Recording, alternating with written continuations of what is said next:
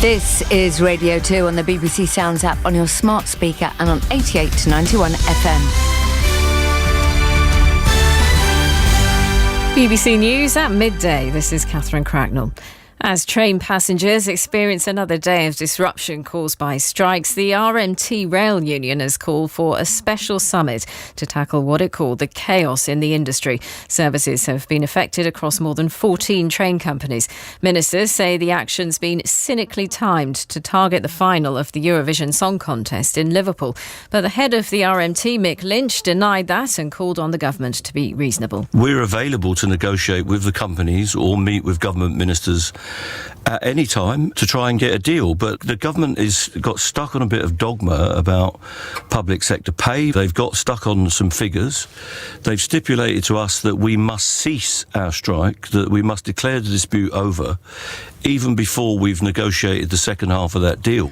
Eurovision fans have descended on Liverpool as excitement builds for tonight's final. The UK is hosting the event on behalf of last year's winners, Ukraine, because of Russia's invasion of their country.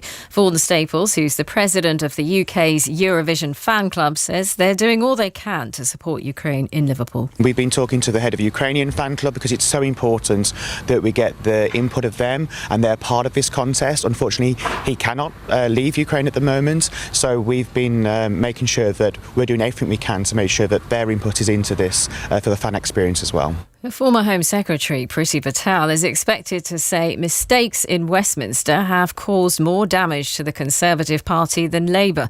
She'll be speaking at a meeting of a new grassroots group formed by supporters of Boris Johnson.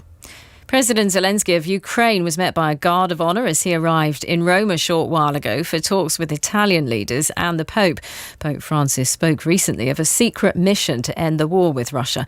Our correspondent in Rome, Sofia Betitza, says the details of that mission haven't been revealed yet, but it all started with a visit 3 weeks ago. Ukraine's Prime Minister visited the Pope and asked for his help with repatriating Ukrainian children who had been forcibly sent to Russia. The Pope said he wanted to do everything that he can to help, and he also said that there's a mission underway. So there's a lot of speculation in Italy today that when Pope Francis meets President Zelensky here, the two of them will discuss this mission. Germany's announced its biggest military aid package for Ukraine to date, worth €2.7 billion. Kyiv responded by saying Germany's support meant Russia was bound to lose. And a green loaf of bread flavoured with matcha, white chocolate and fruit has won the top spot in Britain's Best Loaf competition.